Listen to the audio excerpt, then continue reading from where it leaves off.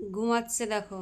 আজকে আমি শুতে যাইনি ওর সঙ্গে, কেন শুতে গিয়ে শুধু উঠো উঠো উঠো উঠো। এবার ডাক দেবো কারণ এখন যাবে হচ্ছে কাজে। এখন প্রায় 4:20 মতো বাজে, তা এখন যাবে আবার। সকালে একবার গিয়েছিল, এখন আবার যাবে। এই একটু ভয় দেখাই। এই দেখেছো কাজের কত নেশা। উঠো উঠো। কটা বাজে বলো তো? 4:20 বাজে। হ্যাট, উঠো।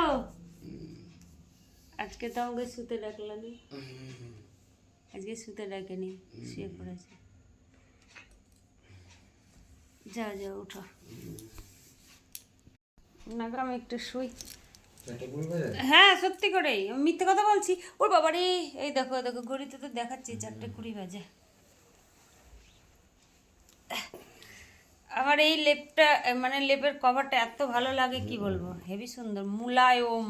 আমাকে ভালো লাগে।